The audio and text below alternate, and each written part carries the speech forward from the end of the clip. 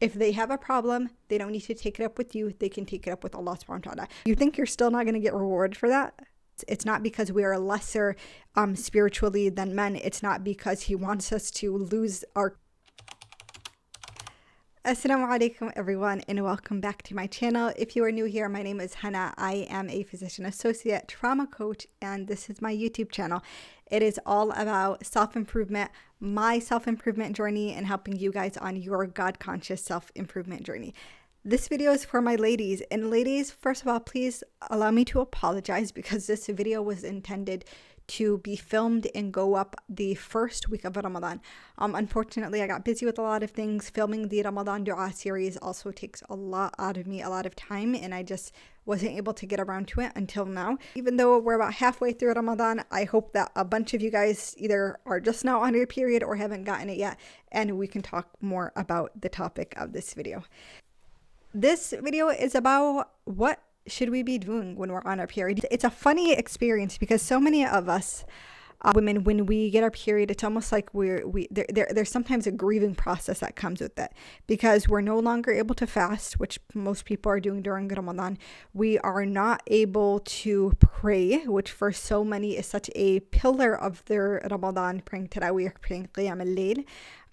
We can't hold the Mus'haf in our hands anymore. You should not be holding the actual physical Quran in your hand if you're on your period. If you don't know that, there's just it comes down to a point of tahara, just like you wouldn't be able to hold it if you were in janaba, meaning you had just been intimate and you haven't taken the ghusl yet. You have to have had ghusl and be in a state of tahara to hold the Quran. That's just another side of things. But we start lamenting a bit that we can't worship anymore, and then because of that it shifts our mindset. We get into a very negative headspace, and then we forfeit our Ramadan in a way because we just stop doing worship altogether. We let ourselves be defeated by this. Some people start feeling really upset. Why did I have to get my period during Ramadan? Why couldn't it be this way? And I want us to shift our mindset around this, because here's the thing.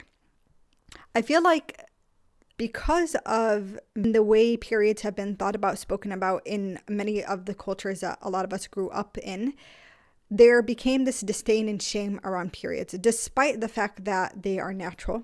Allah subhanahu wa ta'ala created our bodies as women to be able to have periods.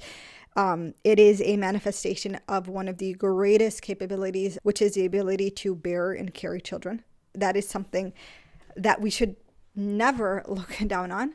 It is a time where Allah subhanahu wa ta'ala gives us rest. He tells us, you don't have to fast right now. You're not gonna pray right now. You focus on rest and healing. There's a certain aspect of just our female hormone system that is very, very sensitive to stress. And I, as someone who studies medicine, this is something I'm really interested in because it's actually a very often neglected topic when it comes to hormone health around Muslim women. And by the way, inshallah, I'm working on getting a hormone health specialist to come on the podcast. She's incredible. Fingers crossed that ends up coming to life. But we're supposed to be resting because our body is extremely sensitive to stress when you're on your period. And the reason being that it affects our certain levels of hormone called estrogen, progesterone, that affects our ability to handle stress. When we experience stress, a hormone called cortisol goes up. When that goes up, it actually affects our period even worse. It can make your periods more intense. It can affect your bleeding. It can delay your period. It can be very, very unsettling to our physiology, to our human body. The reason I'm saying all of this is not because I'm trying to show you guys like all this science and be like, oh, look how cool, but rather to say Allah subhanahu wa ta'ala created our bodies. So when he tells us to hit the pause button on certain things, it's not to spite us. It's not because we are lesser spiritually than men. It's not because he wants us to lose our connection and our love of Ramadan, but rather for us to honor the body and the systems of our body in the way that he made them and the way he wants them to be honored. Rather than feeling so upset, we have to really shift our mindset to think, I should be grateful. I should be grateful that Allah subhanahu wa ta'ala allowed this break. I should be grateful for the fact that Allah subhanahu wa ta'ala allows my body to function normally. There are a lot of women who don't have normal reproductive systems who really want children and they're not able to get it. So let's talk a little bit more about that mindset shift of things. First and foremost, remember this. Actions are by intentions, right? إنما الأعمال بالنيات. This is one of the first hadith that you will find in any hadith book that you open. It is such a foundational concept of our deen that Allah subhanahu wa ta'ala rewards good actions based on their intentions. Well, had you not been on your period, what would you have done? You would have, I hope, if you're a part of this channel and you care about God-conscious self-improvement, I have hope in you that you would probably be worshipping more, praising Allah subhanahu wa ta'ala more, reading Quran more, doing Qiyam al-Layl or going to Taraweeh or whatever it is, you'd be fasting. When Allah subhanahu wa ta'ala is the one who puts a barrier up between being able to do that because now you have your period, you think you're still not going to get rewarded for that? You would have done it, so Allah subhanahu wa ta'ala inshallah will give the reward as if you were doing it. You don't lack reward. It's not like He takes away the reward of this Ramadan when it's out of your control. How incredible is it that you get the reward without having to do the acts of worship that you were doing previously? That's number one tip for all of you guys, is remind yourself of that reward and shift your mindset around it. Number two, when you're on your period, for some reason, again, culturally, right, women are being told that this is something shameful, hide, don't eat in front of people. And then you have Muslim women who are on their periods not eating and basically continuing to essentially fast while being on your periods. Why? For the comfort of the men in their home or to try to uphold these damaging cultural expectations. Well, let me come at this from a strictly medical perspective. You need to eat when you're on your period. In fact, your metabolic rate, your basal metabolic rate, which is basically the amount of calories that your body has to burn to just maintain your body's normal functioning, goes up by a few hundred calories every single day that you are on your period. You need to be fueling your body. It is not the time to sit there and try to worry about the comfort of men who, for some reason, if they lack the maturity to understand that this is a normal function for women, that is not on you. Allah subhanahu wa ta'ala gave you this. He wants you to be healthy and to honor your body. Your body is an amana. Do not be afraid to eat. Do not be afraid to drink because it's going to make other people uncomfortable. That's not your responsibility to deal with. Allah gave you this break. If they have a problem, they don't need to take it up with you. They can take it up with Allah subhanahu wa ta'ala. For them trying to force you in a social sense to neglect your body, when Allah subhanahu wa ta'ala is the one who gave the permission, that is not something that alhamdulillah, in my household, we didn't really have to deal with that. My father was understanding. He had majority girls. Another aspect, tip number 3, is don't be afraid to take rest. For many women, they experience period cramps. For many women, you'll find that you are much more tired, much more fatigued when you're on your period. This is normal, again, because of the drops in our testosterone, progesterone, estrogen. These are all hormones that when they're at normal levels, they actually help to give us energy. So when they drop when we're on our period, the essential consequence of that is that you end up being more tired. Take rest. This is your body's natural flow. Just take rest. Don't feel like you have to do as much as you would normally do. And don't be ashamed of it. Now, let's talk about worship. What should you be doing in terms of worship? Because you don't want to neglect your worship either. Well, the incredible thing is Allah subhanahu wa ta'ala gave us so many different ways to worship Him that are rewarded so highly, and all acts of worship in Ramadan are rewarded at a higher rate. And this was actually a piece of advice that was given by an imam who I would consider a mentor of mine, and what he would tell his daughter when she was on her period during Ramadan. And that was, when you notice the time of salah coming in the way that you normally would have gone to pray, instead sit down and take that time to make dhikr, to make dua, to praise Allah subhanahu wa ta'ala. Still a lot of time throughout the day to sit down and worship Allah subhanahu wa ta'ala.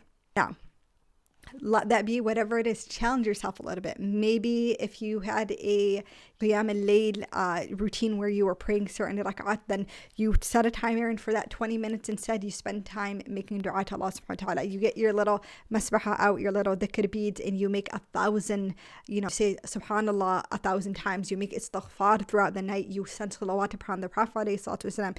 You sit there and you go through the series that I have on my channel, Ramadan Dua Accelerator series, and you read those du'as that you're being taught that are from the Quran. Use that time to connect with Allah subhanahu wa ta'ala. Now, let's talk about Quran, because Ramadan is the month of the Quran. It is the month where people are trying to finish the entirety of the Quran. And there are differences of opinions in terms of how you can interact with the Quran during your period. Let me start off by saying this. If you have grown up on a specific scholarly opinion and that's what you're comfortable with, go with that. If you don't feel comfortable changing it, you stick with what you're comfortable with.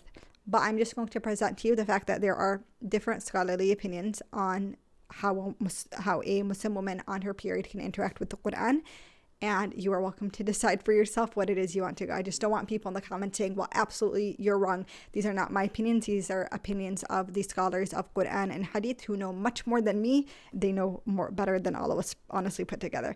With that being said, it is basically a consensus. You shouldn't physically touch the Quran when you're on your period. I already mentioned that. It's just an issue of tahara.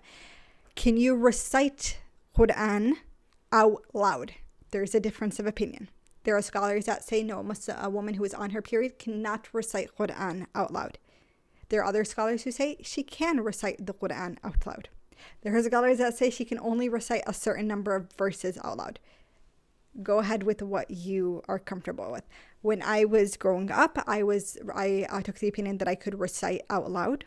I shifted that opinion after hearing one specific argument, and now I'm back to the point of I do recite Quran while on my period. Option number 2 is that instead of reciting, if you'd like to spend time with the Quran, you can open it up on your phone, or you can open up a book that has translation in it and is not considered a mushaf, and you just read it with your eyes.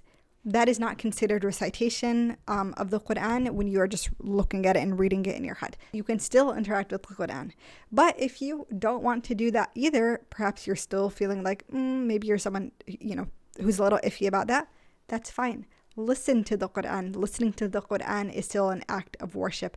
Listen to the tafsir of the Quran. Journal about the Quran. There are so many different ways that you can interact with the Quran. Do not limit yourself to things to recitation alone.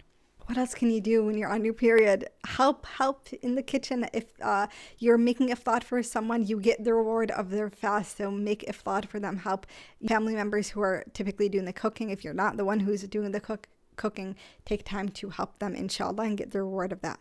The last thing I will mention is sadaqah. Sadaqah, charity, is an incredible act of worship. We are told that the Prophet ﷺ was more generous than the blowing wind during Ramadan. Know that charity is a huge act of worship that we can do. You don't have to be off of your period to give charity, especially considering what is going on overseas in our beloved Palestine. There is so much need for aid for them. I come from the country, or my family is from the country of Yemen. Yemen is in constant need. Honestly, so many Islamic countries around the world are in need. And then there are people who are truly in need, our own neighbors, wherever we live. With that being said, don't neglect that as an opportunity as well. I hope that this video was helpful to you ladies. I hope it changed your perspective on periods during Ramadan. I ask you that if you know of a sister who's on her period or about to get her period, send this video to her. Like and comment below. Ladies, if you feel strongly about anything that I said, you feel strongly about having to hide your eating when there are men around, you feel strongly about the Quran, then comment below. Let's have a discussion, inshallah. I love just seeing a bunch of engagement in the comments. It always makes me smile, alhamdulillah. Other than that, if you like this video and like this type of God-conscious self-improvement content and you're new here, subscribe for more. Like this video, and I will see you in the next one, inshallah. Assalamu alaikum.